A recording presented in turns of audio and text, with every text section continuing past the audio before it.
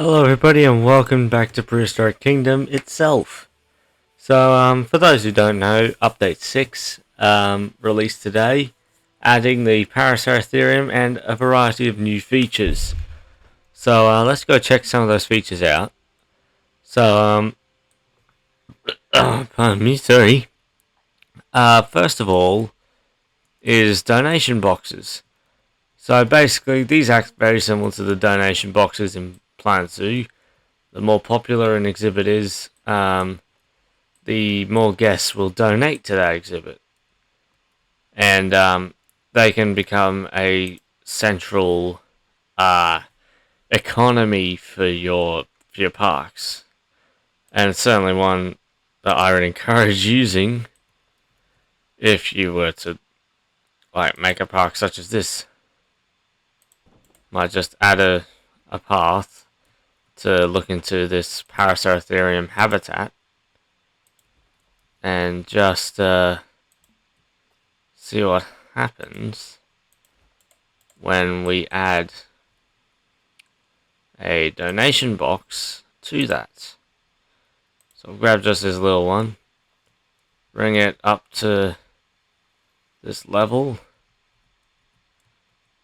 and see when guests start to come up here.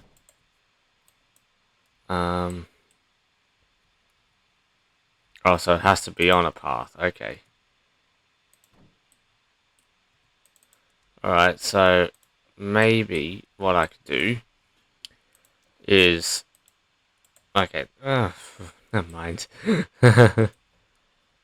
Well, yeah. This is only meant to be a little showcase video, but yeah, so we got new donation boxes. We also have new mangrove trees. So I did make this water quite deep, so hence why you can't really see the mangroves in all their glory. But yeah, I was really hoping for mangroves for Prehistoric Kingdom, and I'm so glad we've got them. Like, these are some of the best trees, and I'm certainly looking forward to making some Tyrannosaurus habitats in the future that utilize these mangrove trees. There's some more here. Another new feature that you may not know about is the grass. If you put it near water, or into the water, the actual blades of grass disappear. And around certain items, not the rocks, but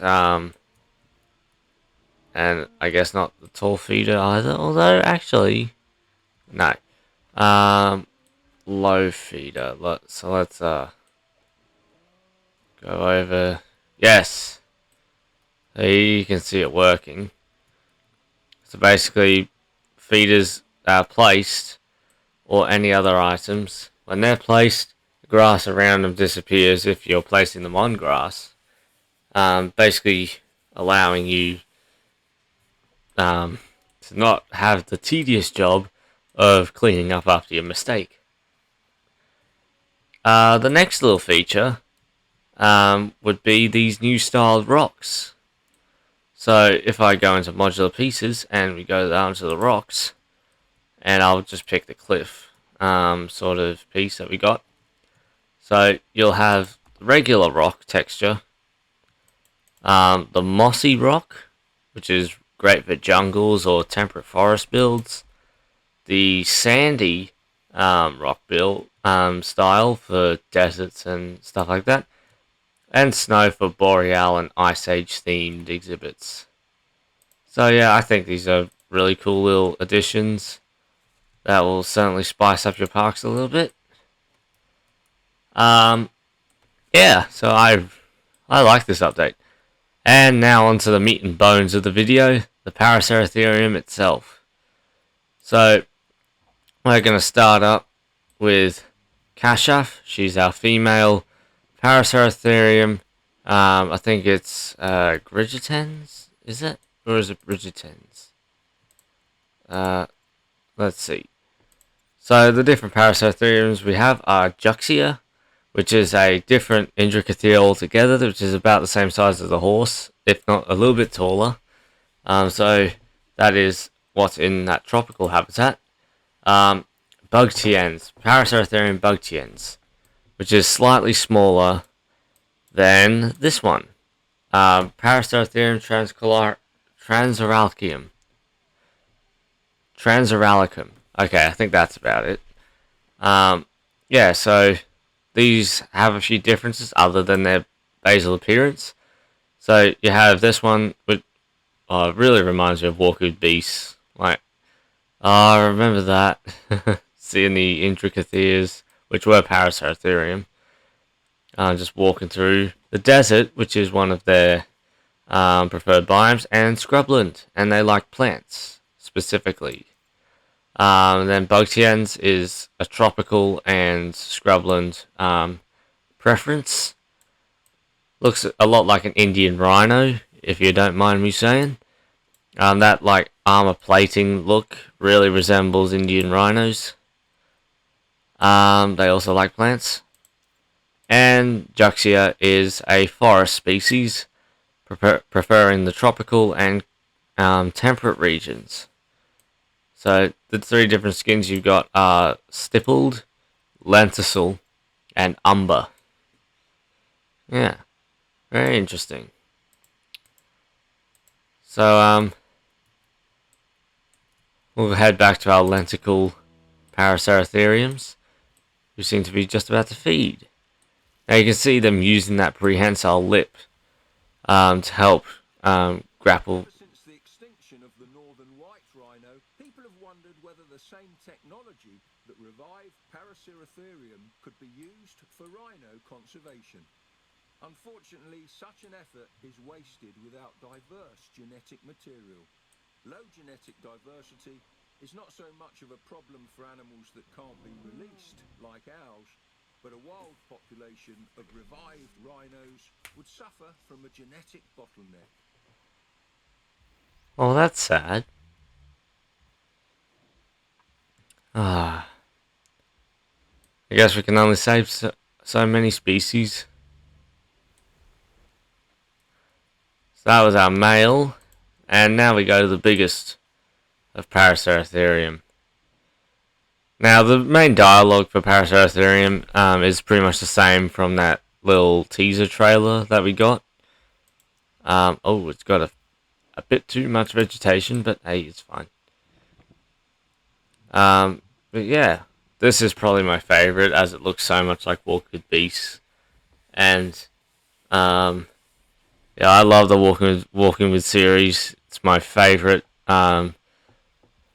like whole saga of dino documentaries, and pretty much the only one. Well, prehistoric documentaries. Prehistoric Planet is rising though, with its second season coming out quite soon. And now we have Little Juxia. It's very small. Like, look at the size of it. If I were to move our biggest Paraceratherium, which would either be Cheyenne or one of these other ones, probably Yui. So if I were to move you and put you next, oh my goodness, that is an insane size difference. Look at Yui compared with our little Juxia here. It's like you could pretend Juxia is like a calf of a moderately mature calf, that for sure, of Paraceratherium itself. Like, look at that. That just shows how big this animal really was. Biggest land mammal we know of. Yeah. Wow. I might actually bring out a mammoth. Just compare it. Now you can see the Brachiosaurus I've got there right now. I do kind of want to compare them, and maybe even Argentinosaurus as well. Yeah. Bring Argent in, and we'll compare them. Compare the two biggest dinosaurs in the game with the biggest mammal in the game. Yeah. That's it. T-Rex has Tarbosaurus straight up there. Hello, Tarbo. And Tyrannosaurus. Okay. I do like how the PK team has sort of squeezed different species in with others. So, like with the Tyrannosaurus and Paraceratherium, and now Paraceratherium, it is possible to put different kinds of dinosaurs in with very similar species. I would like to see this renamed to like Ugrunaluk. Um, but hey, if it said Montosaurus, it said Montosaurus, I guess. I'll just put that in place so that these guys can incubate. Yeah. Maybe even compare it with our smallest dinosaur, which I think is Coelophysis. I would think so. Because Coelophysis is so small. I wanted to say Acro's our biggest predator, but he's far from it. Yeah. T-Rex is definitely our biggest predator. How big's Dinocaurus, actually? Dinocaurus is bigger than T-Rex. That's crazy. So I guess we could incubate our biggest theropod too. Yeah. And seeing Dinocaurus alongside that little bit of swampy stuff would be nice. So let's get the mammoth out. Compare it. Well. Yeah, really. I mean, mammoths were decent size. But come on. That is ridiculous. Look at the size of it. I'll just, At last, the woolly Oh, mammoth. sorry, Nigel. That's not our focus today. And how about Brachiosaurus? Oi, okay. Fair enough. Yeah, okay, Brachiosaurus is huge. Oh, bless me, sorry. Yeah, Brachiosaurus is... Oh my goodness. Yeah, Brachiosaurus is very large.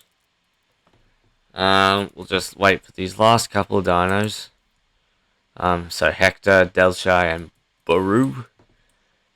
Just wait for them to finish up, and then that'll probably be the video done. We'll just compare all these different dinosaurs and mammals. And speaking of mammals, might as well get our smallest out too. Okay. So I'll have to go back in and get Smilodon. Marlowe. Come on, Hector. Like, what happened to the instant hatches that were happening for a little bit? Ooh, that was a bit high. A bit high off the ground there. There we go. That should do it. Ooh. Oh, that was a sneeze, alright. Let's see if we can get a bit more dialogue. Don't know if we can though. But it's a very pretty animal. Like, look at those eyelashes. They're beauties. Like, that's what I love about the PK team. They go into so much detail with the animals. Although it lacks the large horns of keratin we expect from rhinos, the face of Paraceratherium still shares many features with them. Particularly noteworthy is that triangular upper lip, a prehensile structure that helps them manipulate their food. Indeed. Okay, Argentinosaurus time. Yep, there we go. Argentinosaurus is absolutely huge in comparison to Paraceratherium.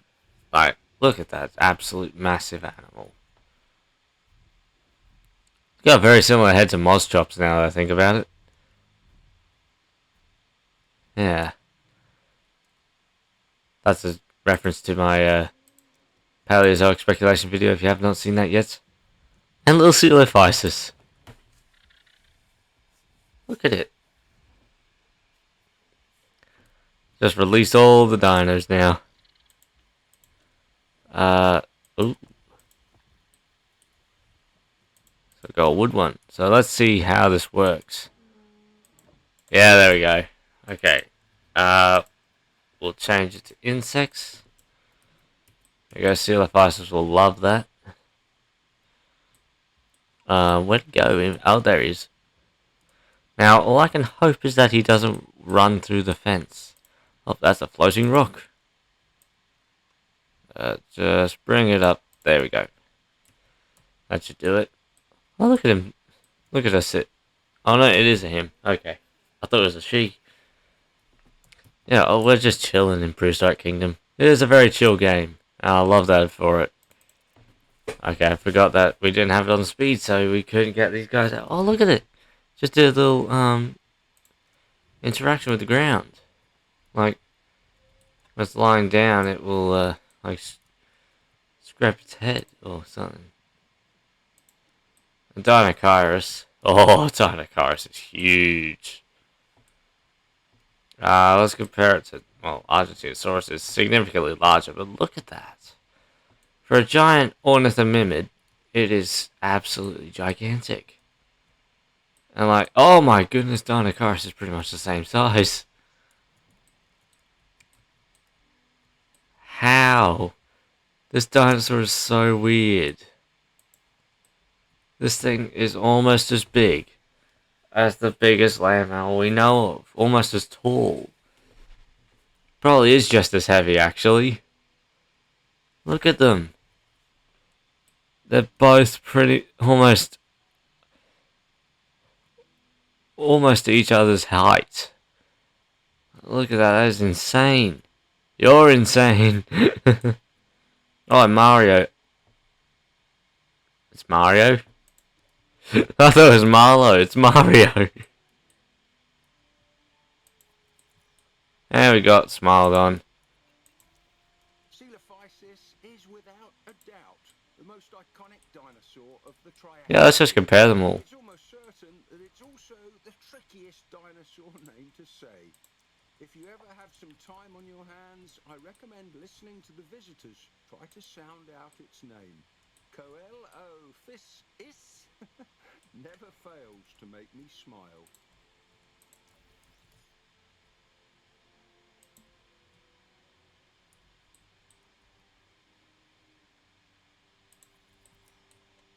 Look at this cool comparison.